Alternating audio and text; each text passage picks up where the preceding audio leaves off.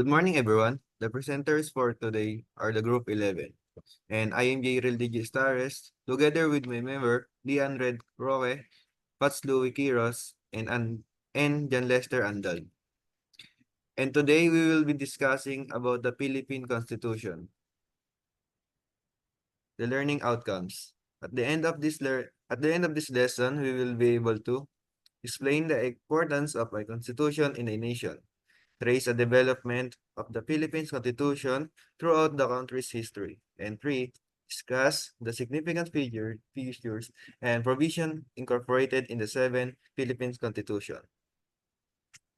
First, the Constitution. What is Constitution? It's a fundamental law of a nation or state, establishes character and basic principles of the government.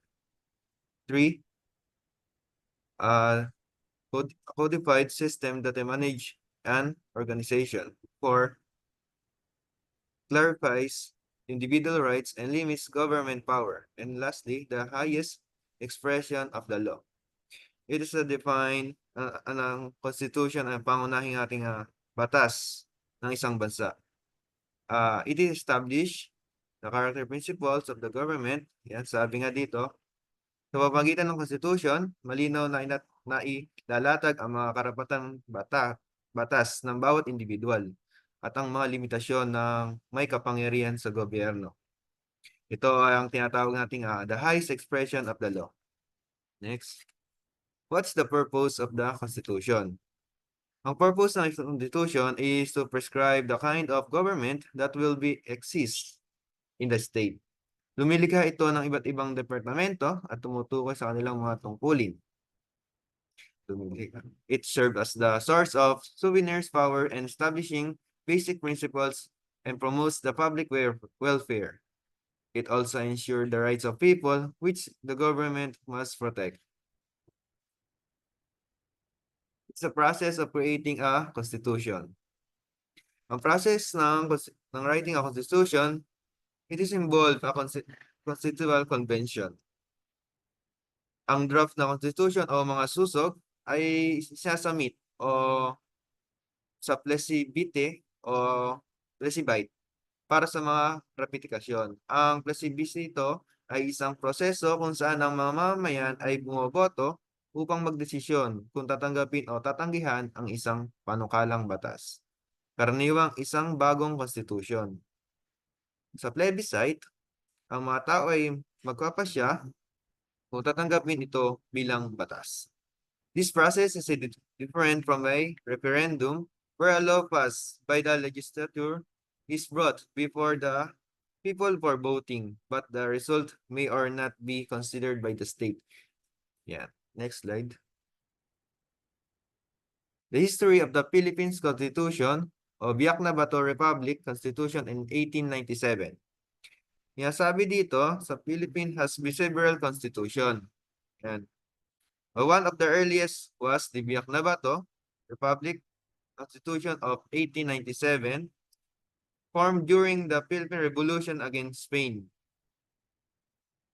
It was promulgated on November 1, 1897, a revolutionary government led by General Emilio Aguinaldo, and aims for the separation for the Spanish monarchy. It established government was a Supreme Council and included a Bill of Rights na tumagal ito ng 2 taon. The Malolos Constitution of 1899, formed following the defeat of Spain by the United States in the Spanish-American War. Philippine independence was declared on June 12, 1898. Congress convened in Malolos, Bulacan on September 15, 1898 at Baraswain Church. Elections were held for delegates in free provinces. Appointed delegates in contested areas. First up, ratification of the Declaration of Independence in Kawit. Kawit siya, in Kawit, Cavite. Constitution draft, despite opposition, emphasizing a popular government. Approved by Aguinaldo on January 21, the first Republican Constitution in Asia. Another significance sa is the Malolos Republic Constitution in 1899. Yung sabi ito, pinapahayag sa ang kalayaan ng Pilipinas noong June 12, 1898. And the Malolos Congress convened sa September 15, 1898. Yan. The main features of Malolos Republic Constitution.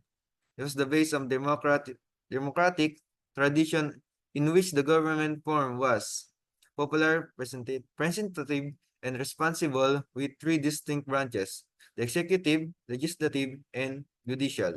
Mamaya, i-explain ni John Lester Andol kung ano ba ang executive, legislative, and judicial. Yan.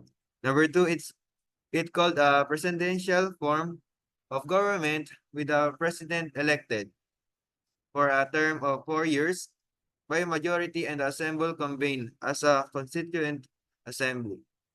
Number three, it recognized the freedom of religion and the separation of church and state. Number four, it emphasized and safeguard the basic civil rights of not only the Filipinos but foreigners through a Bill of Rights, Article 19 to 23.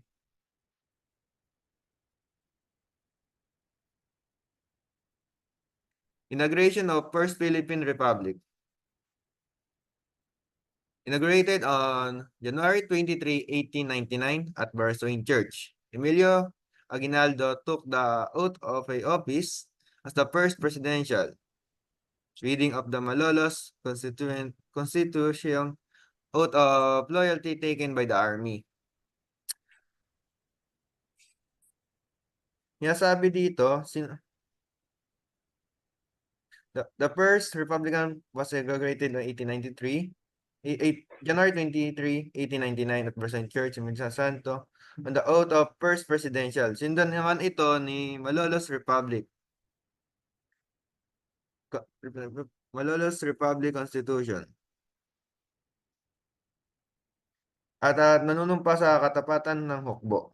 Ang Malolos Republic ang kauna-unahang demokratikong gobyerno sa bansa. It managed social services and education, created a monetary system, and conducted diplomatic activities. Naglabas pa sila ng mga republikasyon ng gobyerno upang ipalatag o ipalaganap ang mga mithiin ng republika at humingi ng suporta para sa pagkilala. The Freedom Constitution, 1896. The Freedom Constitution on 1986, on March 24, 1986, Presidential Aquino signed a proclamation No. 3 declaring a national policy to implement reform mandated by the people protected their basic rights in the adopt of provincial constitution. Ang provincial constitution na ito ay tinatawag na Freedom Constitution. Ay nagtabi ng 1973 Constitution at kinilala ng bagong administrasyong Aquino bilang isang pansamantalang revolusyonaryong gobyerno hanggang sa mabuo ang isang bagong constitution. It adopts some provisions of 1973 Constitution, especially the Bill of Rights. Sa ilalim ng Freedom Constitution, ang Pangulo ay patuloy na nagkaroon ng kapangyarihang legislatibo hanggang sa mabuo ang isang bagong legislatura. Ang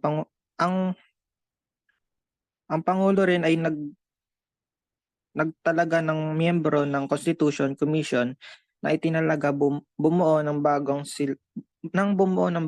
silang batas, saligang batas.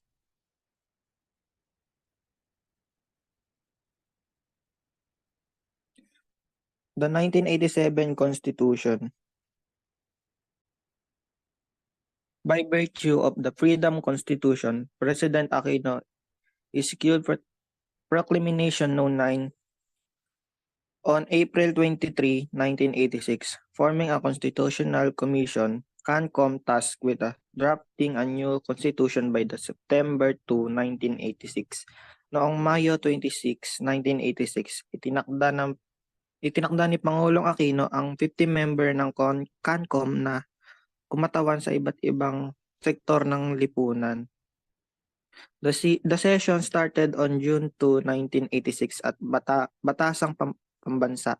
In Quezon City, natapos ang CANCOM ang kanilang draft noong October 2, 1986 at ipinasa ito kay Pangulong Aquino noong October 15 after ng nationwide information campaign.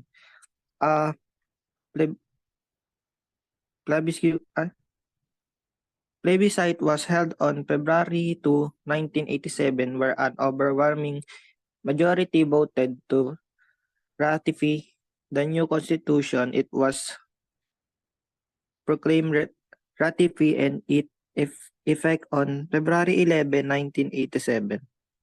The government officially, including the military, pledged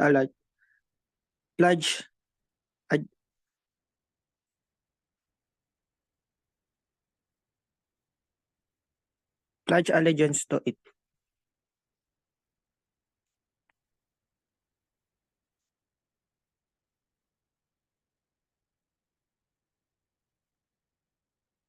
Next slide. Intervention of the 1987 Constitution. The 19th Constitution consists of 18 articles with a preamble. It restored a presidential system of government and a bicameral Congress composed of a Senate and House of Representatives. Modified Bill of Rights. Article 3 emphasized the protections of rights, especially after a violation during the Marcos dictatorship. Isa pang mahalagang provision ay ang pagbuo ng Commission o Human Rights upang imbestigahan ang lahat ng uri ng paglabag sa karapatang pantao at magbigay ng nararapat na hakbang para sa kanilang protection. The Constitution also recognized the autonomous region of Muslim Mindanao and the Cordilleras and provided limited political autonomy for local governments until including provinces, cities, municipalities, and barangay. It includes Congress to establish a local government code.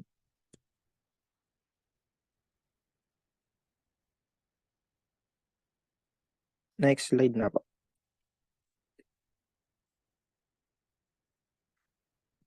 Article of the 1987 Constitution. Preamble, Article 1, National Territory. Article 2, Declaration of the Principles and State Policies. Article 3, Bill of the Rights. Article 4, Citizenship. Article 5, Suffrage. Article 6, Legislative Department. Article 7, Executive Department. Article 8, Judicial Department. Article 9, Constitutional Commission. Article 10, Local Government. Article 11, Accountability of Public Officers. Article 12, National Economy and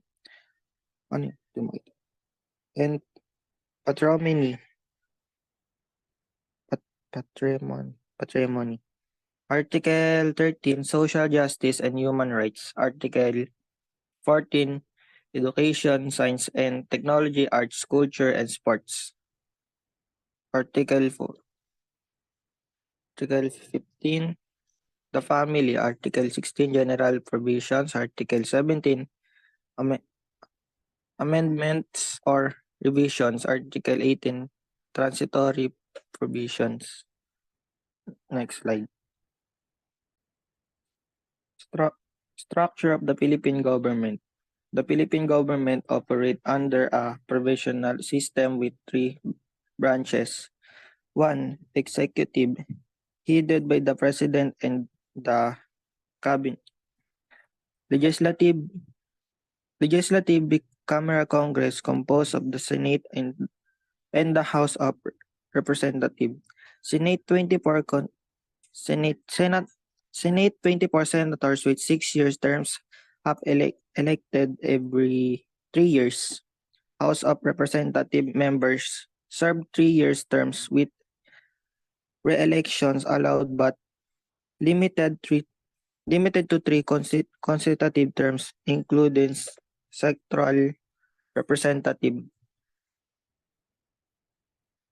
judiciary Supreme Court, and lower courts, with the Supreme Court as the highest judicial body headed by the Chief Justice and 14 Sheriff Justice.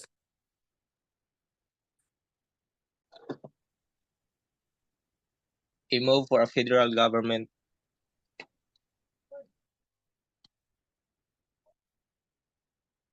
Slide, pre.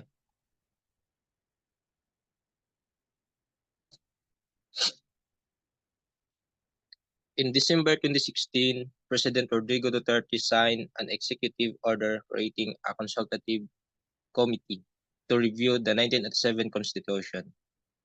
The move was in line to shift the government from a unitary one to a federal government. Changing the Constitution was one of the President's campaign promises when he ran for president in 2016 to address the problems of government during his administration.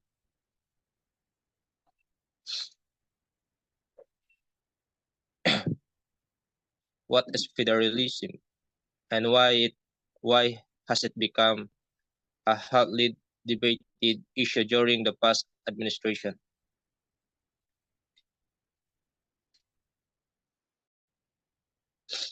Federalism is a political system of governance that is practiced by countries such as United States. Under a federal government, the ruling authority over country is divided and handled by autonomous cabinets called states, under which local government units are created. Philippines governance and revenue systems. The proposed parliament shall consist of the Federal Assembly as the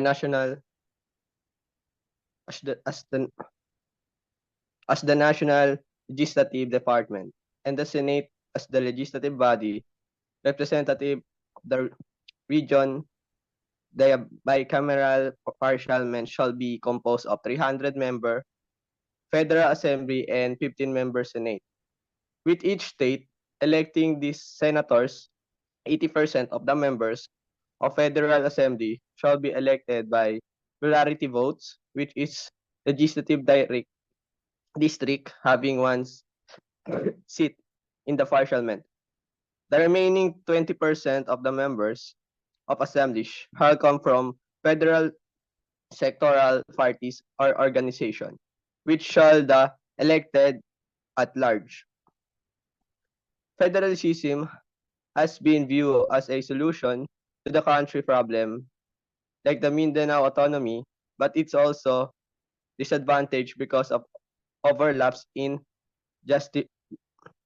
jurisdiction of the states. Difference between ethnic group and regionalism that can greatly divide Filipino and the equality of the province with regards to resources. Some sectors had voiced the possibility that federalism might not even work at all in the Philippines context. The 1935 Constitution and Commonwealth Government.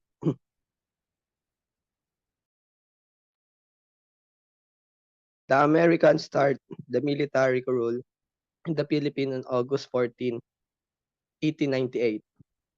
In July 1901, they formally established the first civil government in the island. And from 1901 to 1907, the government general had legislative power and have the president of the Philippines. The 1943 Constitution and the Japanese occupation. The Commonwealth under President Manuel L. Quezon went to exile in the United States as a part of their policy of attraction. The Greatest East Asia Prosperity Sphere Program, the Japanese offered the grant the Philippines in independence.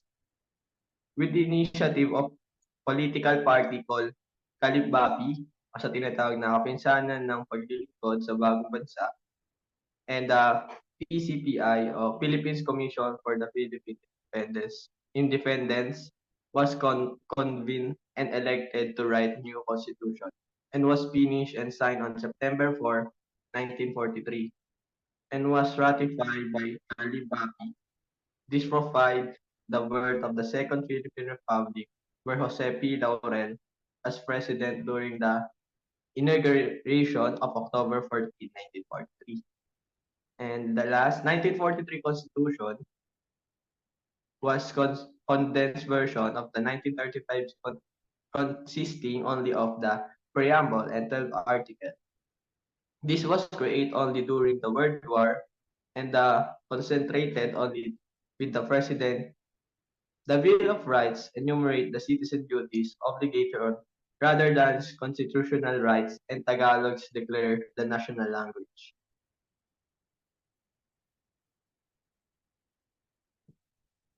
The Tridimacdafi Law.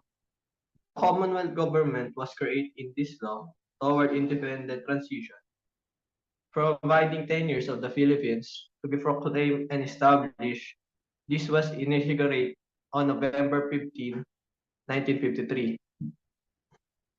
On March 23, 1935, the Constitution was approved by U.S. President Franklin D. Roosevelt and ratified by Filipino people in Lebanon on May 14, 1935. The 1935 Constitution was the fundamental law of the land from 1935 to 1972, till the withdrawal of American surveillance and gave way to a republic of the Philippines, wherein the composition, power, and duties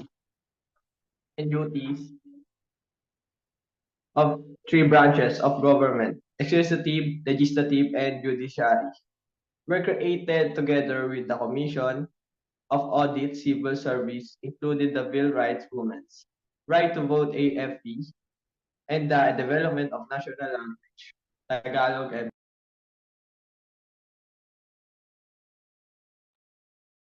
the Tridimacdafi Law.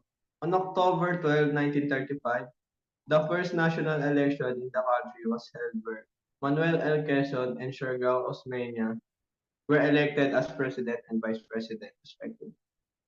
The Commonwealth government functioned excelled in the USA from May 13, 1942 to October 3, 1944, and was re-established in Manila on February 27, 1945. The U.S. turned over to a Filipino president the full powers of responsibilities of the Commonwealth government under the 1935 Constitution. Next. The 1973 Constitution and the Marcos dictatorship. On June 1, 1971, a constitutional convention was convened at the Manila Hotel.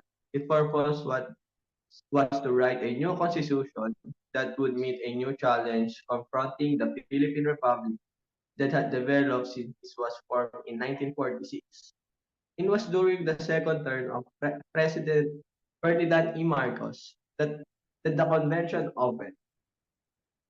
During the time, there was a controversy of the said convention of President Marcos was excused by Eduardo Quintero, elected legislative of driving the delegates to vote a favor of extending the presidential term of office, changing the form of government. But the convention was temporarily disrupted when President Marcos declared martial law on September 21, 1972, resulting in the abolishment of the Congress and recognized government, however, several days later. The convention was pursued and gave way to a new ratified constitution known as the 1973 Constitution. The 1973 Constitution provides for a preliminary form of government where the president was head of the state and prime minister was the head of government as well as head of the cabinet. Thus, The Constitution also gave way to a birth of Civil Service Commission, the Commission on Election, and Commission of Audit. Next.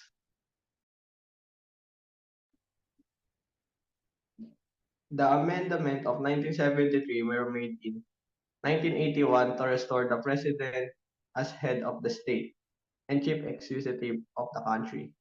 The 1973 Constitution remained in force until February 22 to 25 as the People Power Revolt of 1986, which forced the Marcos admin to vacate the Malacanang and his leadership forcibly in favor of his love of the country. The 1973 Constitution was abolished in favor of the adoption of the 1986 Freedom Constitution by the admin of Fres Corazon